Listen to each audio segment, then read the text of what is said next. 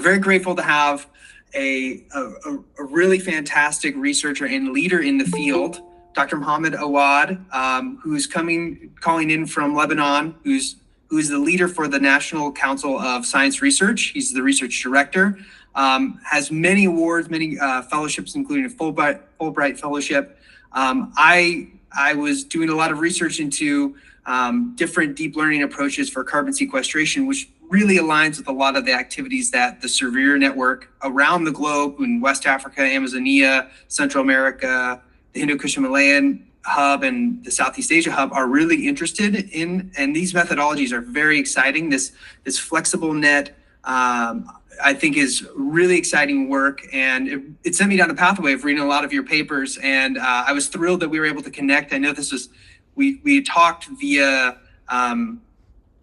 email back in November to set this talk up. So really thrilled that we have such a senior researcher who's using some of his time to talk about some of the innovation, and is just a great leader in the field. So welcome to the Geo-AI working group, and we look forward to your presentation. So I'll stop presenting and give it over to you. Thank you very much, Timothy, for this wonderful introduction. And I'm very honored to participate with you today as a part of the lecture series organized by your SERVIR group. And this is very interesting and makes me possibly to participate again, maybe in the future. My lecture won't take a long time, I hope so. So let me share the slides with you. As was introduced, my name is Mohamad Awad from the National Council for Scientific Research in Lebanon, and I teach in the Lebanese University. I teach remote sensing and geographic information system. The topic of the research topic that I published is called FlexibleNet, a new lightweight convolutional neural network model for estimating carbon sequestration qualitatively using remote sensing.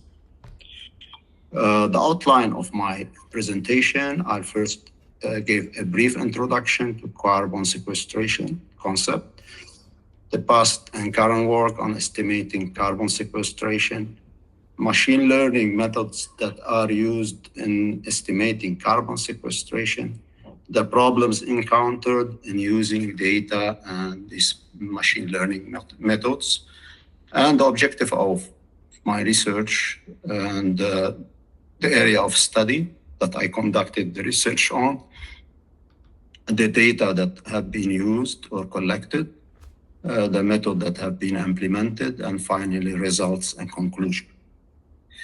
As you know, carbon sequestration is a very important concept in reducing the effect of climate change and the interchange of these kind of gases of carbon dioxide between land, water, and atmosphere is very important in mitigating the climate change.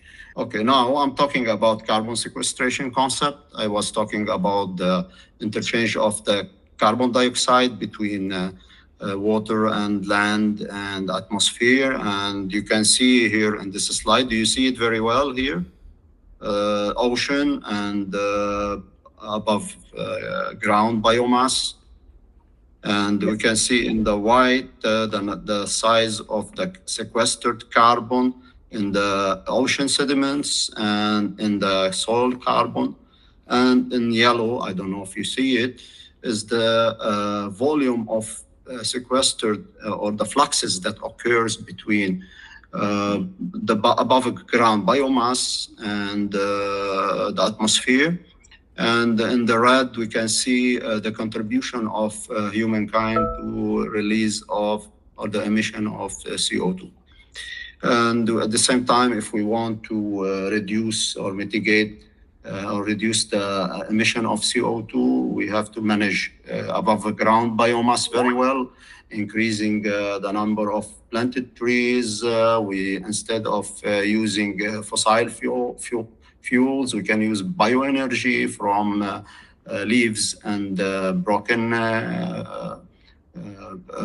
trees or broken branches, whatever. We can use them as a bioenergy.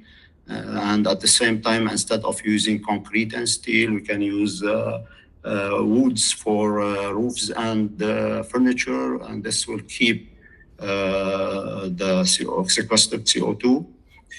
And let's talk about past and current work in estimating carbon sequestration. Past and current work in estimating carbon sequestration, the conventional way of estimating carbon sequestration used to depend on dividing a study area into plots and taking parameter measurements of the trees that exist in these plots, and then estimating the sequestered carbon in this above ground biomass. This normally takes a long time and requires a large budget to finish this kind of projects. When the advancement in technology was introduced to help in estimating carbon sequestration, airborne radar data, Landsat 8 and Pulsar radar, and MODIS and LiDAR, airborne light detection and ranging, were used in addition to very high resolution satellite images. But these were not completely affordable, and they are very expensive. And sometimes they don't cover all studied area. So we see that we have a variety of spatial resolution and a variety of technologies. But are all these reliable to obtain the needed information for a specific area or for a large area? Sometimes it's not affordable. What methods they used in estimating carbon sequestration? That ranged from using conventional machine learning algorithms such as support vector machine, random forest, k-nearest neighbor, and the extreme gradient boosting algorithm. From the literature, we noticed that some used convolutional neural networks to estimate carbon sequestration. At the same time, they compared it to SVM and RF, and they ended up finding that convolutional neural network is superior to these conventional machine learning algorithms. Others used very high resolution satellite images by computing the vegetation indices in order to estimate carbon sequestration. So we see that some of these methods were not very successful in giving a reliable results. Why? Because they required large samples. They required they demanded huge computation, and at the same time, they may fall in the local optima, and they converge sometimes very fast, or they may take a long time, such as a support vector machine. So the problems they can be summarized as follow. If we were using advanced technologies, LiDAR data is limited by the technology availability cost and the size of the covered area. If we were using very high resolution optical satellites, it has the same problem. It's the same for the radar images. Its availability, it depends on availability and affordability. So they cannot used all the time. Here we are talking about the type of data. And most of the research that were done successfully using the previous conventional machine learning methods, they depended on studying one forest type. We can hardly see that they were successful on different forest types, as I did in this study, or on mixed type of forests. Most of the estimation were conventional ones, such as machine learning, such as SVM, RF, and XGBoost, as I said before.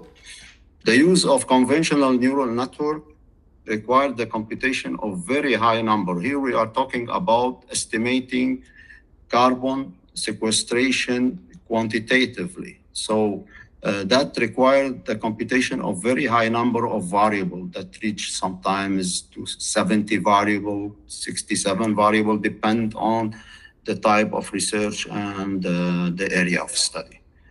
The structure of the deployed CNN is very complex and required a huge number of parameters. And in turn, it was complex and required a long computation time.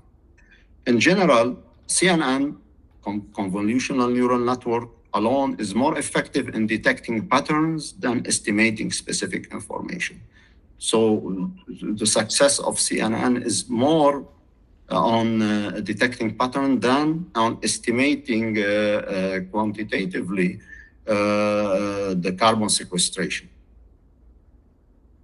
For this reason, I had the following objectives: to create a new lightweight convolutional neural network model called FlexibleNet, to test the new model for estimating carbon sequestration qualitatively, not quantitatively, in peri-urban forest. Peri-urban forest, they are type of complex forests that are mixed with urban settlements. And the estimating is for the above ground biomass. And the second objective is to create a new data set that combine multispectral satellite data. Many issues make the new model better than other lightweight CNN models. The new model's flexibility arises from its ability to adapt to a problem, changes in tuning many parameters, such as the image dimension, resolution, data set size, and layers, depth, and width.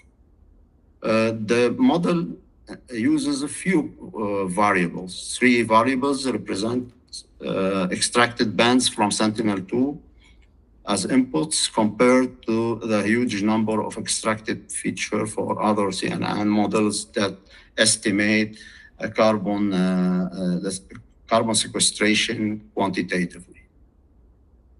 The area of study is located in north of Lebanon, where Lebanon is a country located in the east side of the Mediterranean Sea. The area of study is in the north. Why it was selected? Because it has a variety of forests. As you can see, we have Keris oak, Silicus fir, Lebanon cedar, juniper high, and Brutia pine. So we have different type of forests. Some of them are separated, some of them are mixed. So we have a different type of forest, mixed one or separated one. We did collected data samples from the field, and this represents the different type of forest that exist in the area of study, except Lebanon cedar, because it was prohibited to access the area or to take any samples from there. And at the same time, cedar, Lebanon cedar is the logo of the flag, and it's a national tree. It's kind of a very important type of forest. So we were prohibited from accessing this cedar tree. So we were taking just samples from oak and from pine, from fir, and from juniper. We had 114 samples. For each sample, we took the diameter breast height, and we took the height of each tree. The average samples, the average DBH for oak samples were 119 centimeter, which is the lowest. And the highest DBH was for fir, which is 237 centimeter. And the lowest height was 12 meter for pine, and the highest was 17 for fair. We also collected images from Sentinel-2A and Sentinel-2B for the months of May 2020. The reason for, of course, the image had less than 5% cloud cover. And the reason for selecting the image in May is to have a complete cover of vegetation, especially that we have variety of deciduous and coniferous trees. At that time, we can have all the biomass above the ground or existing biomass above the ground. So we won't have any problem with deciduous trees. The clipped image of the study area has a size of 1115 by 955 pixels, and it consisted of 3 bands, near infrared, red, and green. At the same time, of course, these data were extracted from the Google Earth engine. We extracted the global canopy height for the year 2020 at a resolution of 10 meters. Both Sentinel-2 and canopy high had the same resolution, 10 meters. The methods. First of all, we calculated the quantitative value of carbon sequestered carbon by samples based on the following equations. We had 3 equations, one for computing the cubic meter of volume of biomass, which is equal to the base area of the samples with a unit of meter square, and the height of the sample in meter. So we have the volume in meter cubic, and to compute the base area of the samples or the tree, we calculated it by multiplying pi by the diameter breast height divided by 2 to the power 2. And we obtained the sequestered carbon tons by hectare using the following equation. Volume of biomass by unit cubic meter multiplied by biomass expansion from this available table from the literature. For the coniferous, it has a different biomass expansion. For the deciduous, we have different biomass expansion. And for the mixed, we have another biomass expansion value. The same apply for the bulk density, which is in tons per meter cubic. The coniferous has a different value. For deciduous, we have a different value, and the same for the mixed.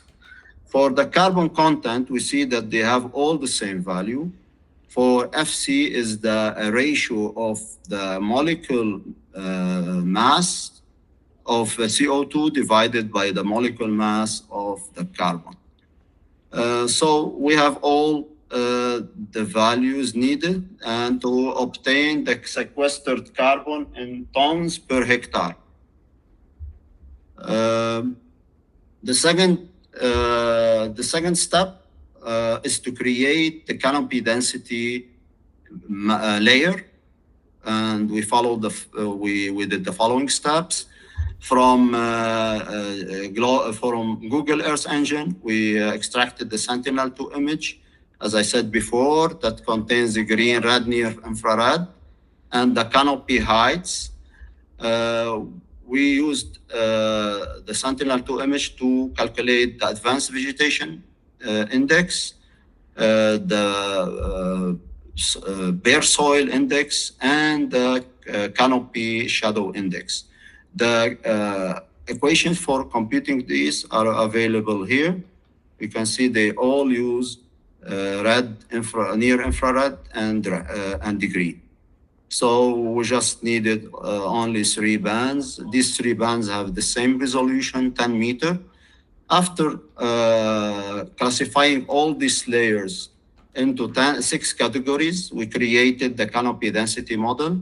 We did the spatial analysis in order to create the canopy density with the classes needed from very low or from no carbon sequestration to the very high carbon sequestration ability.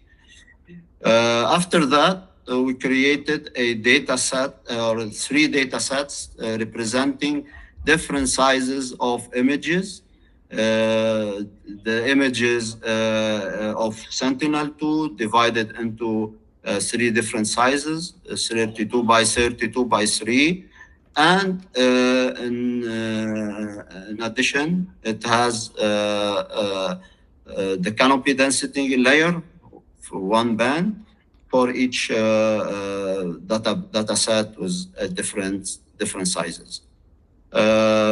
We also used these data sets later in the experiments, and we divided them into training, validation, and test categories. We provided these to FlexibleNet model in order to obtain 6 categories representing the carbon sequestration qualitatively. Let's go to the model.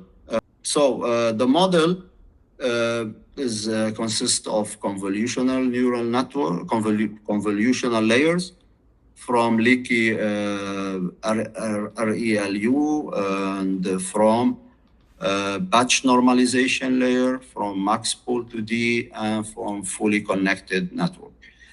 And finally, the output classes. As you can see, instead of using RELU, we used leaky RELU in order to, the objective is to slow down the convergence of the model. Okay, so that we don't want to get to the local optima of the solution. So we use this in order, of course, in addition to batch normalization and max pool to D, to reduce the fast conversion of the model. The model consists of layers, which are the number of layers that represents the depth of the model. The number of neurons or the number of filters is the width of the model, and the resolution is the height and width of the input image. So we have to tune all these 3 depending on the type of problem we have, depending on the data set size. So initially we start with a filter of 3 by 3, round N. N is the closest power of the size of the image for the width and height, or for the width and length, row and column size. The closest power number is used as a value to start the initial filter number. So if N is, let's say, 5, because 32 by 32, then we have 5/2 is 3 by 3 filter, initial filter. Then later we continue for each convolution layer. We add different filter size until the final one is 1024. We see that with N greater or equal to 5, 32 by 32. So the next one is 6. So it will be like, first it will be like 3 plus 4, 16 by 16 filter, then 32 by 32. And we continue until we reach 1024 as the final filter size. In order to decide the depth of the network, we have N. N is the size of the layer, or the layer or the data set's dimension. So if the dimension is 4, then we, for example, it has to start with at least n equal to 4 or greater than 4, then in that case we have 3 over 2 and round to 3, 4 over 2 plus 7. So this is 9 convolutional layers. And we continue until, depending, of course, on the size of the, for example, if the data set is 32 by 32, in that case, we have 5. 5 over 2 is rounded to 3 plus 5. We have a depth of 8 convolutional layers. If we have, for example, 64, then it has also 8 layers. If we have 128, the data set size, of sub-image size of 128 by 128, in that case, we use 7. 7 is 3.4. We have 7 convolutional layers, and etc. So at the end, if we have a sub-image is greater than 18, then we have only one, which is not possible. These are examples of created flexible net model from different data sets from 32, 64, and 128. We see that each time the complexity is reduced and the number of convolutional layers is reduced too. In order to verify the results, we converted the samples from quantitative carbon sequestration values to a qualitative value. From, as we can see here, the samples are divided according to the estimated sequestered carbon. Those samples with value between 2,000 and 3,400 tons per hectare are given a quality value of very high. For those who are between 1,000 and 2,000 tons per hectare are given a quality value of high. And until the end, which is between 200 and 400, are given a quality value of very low. Okay, so we used these samples to verify the canopy density layer, and we ended up with about 92% accuracy. As you can see, for the very low, we have 23 out of 28 correct. For the low, we have 15 out of 16. For the moderate, we have 21 out of 22 samples. And for the high, 27 out of 29 and 19 out of 19 for very high. The 3 created data sets, as I said before, we had the data set of 32 by 32 sub-images, and it has it's part of canopy density sub-images. And these sub-images represents the qualitative content of carbon sequestration. From dark brown represent very low carbon sequestration to a very high dark green, which represents very high carbon sequestration ability or capability of sequestering carbons in the area. The same applies to data set 64 by 64 and for the data set of 128 by 128.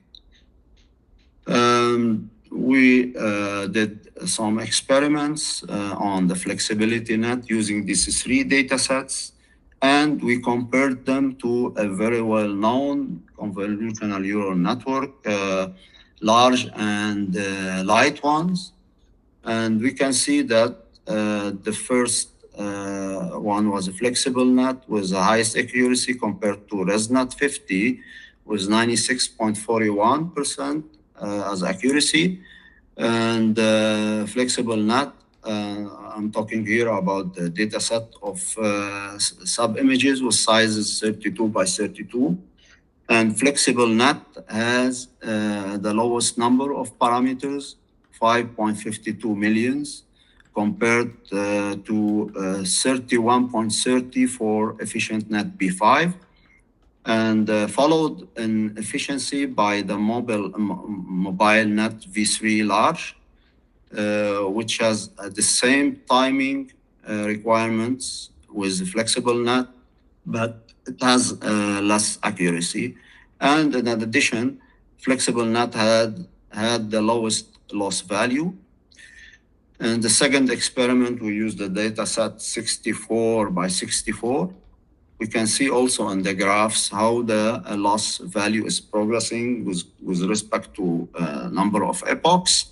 The same apply to the accuracy, and the same we can see for others such as ResNet 50 and EfficientNet B5 and MobileNet V3 and the exception. We can see in the table that the accuracy for FlexibleNet is the highest and has the lowest loss value, and but it has a higher number of parameters compared to MobileNet V3 Large. And at the same time, it took more time to converge than MobileNet V3 Large. But this price is paid in order to get higher accuracy. And it's not that big difference compared to the other models, such as ResNet 50, or for EfficientNet B5, or for mobile, or for exception. The third experiment was conducted on a data set of 128 by 128. And we can see again that FlexibleNet is the highest in accuracy and the lowest in loss value, followed by MobileNet V3 Large. And we can see that MobileNet V3 Large again is better in number of parameters, and it took less time compared to other.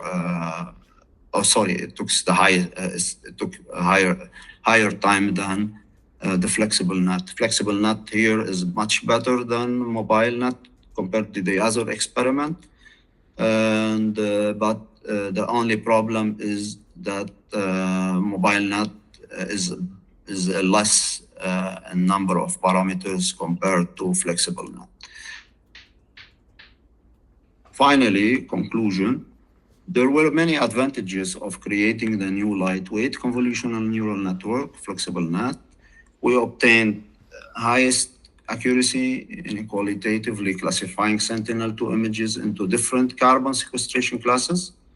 The FlexibleNet model had the lowest loss value compared to other models. Except for MobileNet V3 Large, the new model used the lowest number of parameters and required the lowest time. Thank you for listening. I'm open for questions. Well, wonderful. Thank you so much. It was a fantastic presentation. Let's Thank you. just open it up. Yeah, great. And let's just open it up to any questions on the line. Hello, Dr. Awad. Thank you so much for this wonderful presentation. So I just wondered, could you explain a little bit about why do you choose CNN but not other deep learning models? Because it seems like for me, like your output is a label for each pixel, right? And CNN is very good at detecting the spatial resolutions with high, the spatial patterns with high spatial resolution. But you mentioned like because high spatial resolution images are not very easily accessible for a large area. So, but you also mentioned that CNN is too complex. So you build a lightweighted CNN. So why not directly use pixel-based classification? So you input one pixel and you get a pixel output. So you at that time you can use very simple deep learning models like ANN or Yeah. yeah. So that's my question. Thank you. Who was asking the question? Sorry, I didn't hear your name. I'm Tsusan. Okay. Okay, thank you for this good question. I just mentioned before during my presentation that there are some successful CNN methods that used pixel-wise classification in order to estimate the carbon sequestered in each pixel quantitatively. Okay, but these models require the computation of a very high number of variables and features. So if these features are not computed correctly, then the output would be incorrect. At the same time, it requires more time to compute all these variables, in order to extract all these features. So that's the problem. So at the same time, as I said before, CNN is more powerful in detecting patterns than estimating. So not all the problems can be solved, especially for a complex problem such as carbon sequestration. It cannot be solved pixel-wise, although we can try that. We can, for example, use cooperative methods that combine CNN with other conventional machine learning methods to improve the output, to improve the requirements, or to improve such a kind of methods, such a kind of problems of carbon sequestration.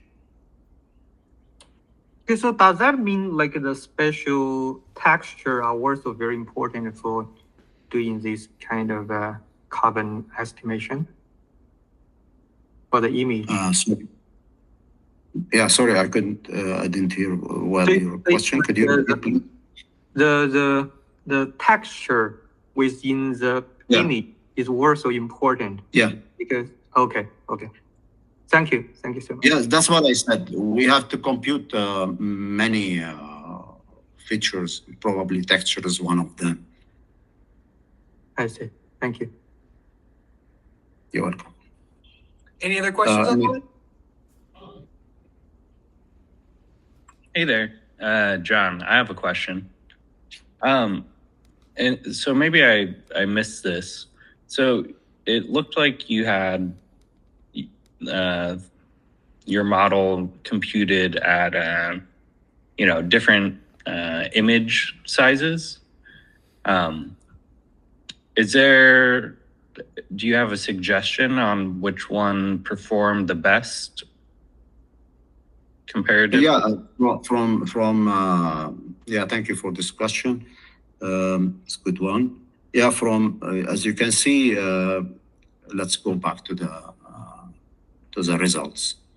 As you can see from the data set of images of size 32 by 32, I had the best results. Okay, and these results deteriorated later with respect to the number of parameters. As you can see, the number of parameters gets higher in 64 by 64, and the same for 128 by 28. So the best result was with sub-images of 32 by 32. Maybe the smaller sizes provided me with the best result, I guess. Okay. Yeah, thank you. Compared to, if we compare FlexibleNet to MobileNet version 3 large. Mm-hmm. Yeah, thank you. No, I mean, it's just interesting, I'm sure everyone here it's just dealt with deciding on image chip sizes.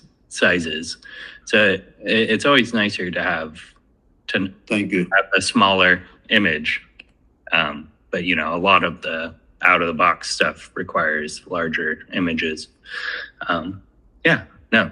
Insight. Yeah, I was also limited by the computing resources or facilities that are available. So I wanted to do a larger one, but I was limited with the computation resources. Yeah, I wanted to do 512 and the larger, I guess. Oh. Thank you then. I mean, yeah, this is exciting. It's right. The work, I going to continue that as soon as I have enough resources to conduct more experiments to find out what could be the results. It could probably makes FlexibleNet deteriorate and gets worse. I don't know. I have to try. Nothing is perfect. Yeah. Thank you. You're welcome. Great. Any other questions on the line? I was just going to make a comment and say that, I think this group in particular has explored the mobile net on a few other research projects, partly because of just the lightweight nature. And this is what you've presented is very exciting, I think, to this network based off of the computational limitations, what you just mentioned. It's so challenging to balance all of that in a cost-effective manner. And seeing sort of this analysis is really interesting for particular use cases. And, it sort of opens up the avenue of different model structures beyond mobile net for something really lightweight and really applied. So very interesting analysis to sort of lay out the building blocks that really sort of build that narrative for employing this. So I know maybe some other folks who we've talked about in the last like 4 or 5 years on using mobile net. Maybe this is a new tool set in the toolbox too. So really exciting. Thank you very much, Timo. I'm excited too to participate with you and share this outcome with your group. Thanks very much. That'd be fantastic. Any other questions on the line? I know we've only got a few more minutes till the top of the hour. I just wanted to add that the code of this model is available on GitHub. So if anyone is interested, and it's public available with the data sets. I also added the data sets on IEEE datasets platform. That's wonderful. Again, Dr. Awad, I just want to thank you for just a fantastic presentation. So much work. I know this is only the tip of the iceberg on how much other research you have going on in sort of the deep learning realm. You're more than welcome to continue to attend these Geo-AI working group. Consider yourself a member, and if you're ever interested in more presentations, do let us know. I just want to thank you again. Thank you, Timothy, for your generosity and for your help and for your efforts. And I would like to thank all the participants and all who attended this lecture. Many thanks to them and for participating in the discussion. And of course, I will do my best to keep attending this series of lectures.